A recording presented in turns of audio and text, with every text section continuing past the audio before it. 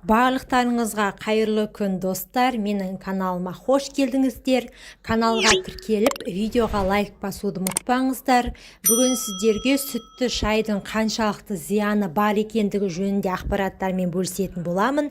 Ендеше видеоны соңына дейін қараңыздар. Сүт қосылған шай талғап ішетін адамдардың сусыны. Десе де ықылым заманнан мал асырап, бағу арқылы күн көретін қазақ халқы үшін сиыр сүтінің орны ерекше. Дүниеге шыр етіп келгеннен бастап ана сүтін, одан кейін сиыр сүтін ішетін қазақ баласының санасында сусынның бұл түрі қалай ішсең де пайдалы деген ой қалыптасып қалған.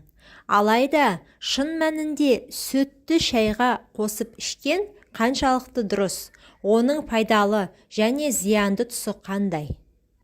Британдық ғалымдардың зерттеуіне жүгінетін болсақ, шын мәнінде сүт шайдың пайдалылығын төмендетіп, оның құрамындағы маңызды антиоксиданттарды 15-25%-ға дейін азайтады екен. Бұл дегеніміз сүттен бас тарту арқылы адамның денсаулығы едәуір жақсара түседі деген сөз. Бір қызығы, сүттің зияндылығының оның қаншалықты майлы екеніне байланысты екен. Мәселен, майсыз сүт майлы сүтке қарағанда әлдеқайда зиян болып табылады. Бұл ретте дүкен сөрелерінде толып тұрған сүт қораптары едәуір зиян деген байлам жасауға толық негіз бар. Себебі олар шайдың құрамындағы антиоксиданттарды біз атап көрсеткен мөлшерден де көп жояды. Неміс дәрігерлері жүргізген келесі бір зерттеуге сәйкес, сүт қосылған шай жүректің жұмыс істеуіне кері әсерін тигізеді.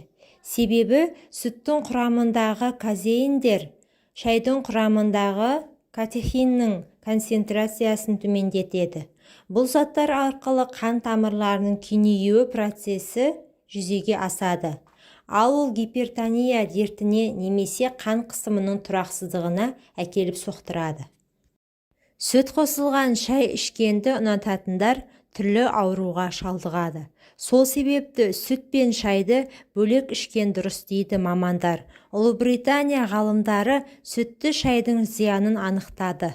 Олар бірнеше зерттеу жүргізіп, сүт қосылған шай ас қорыту жүйесіне, асқазан ішек жолдарының жұмысына кері әсерін тигізетінін дәлелдеді.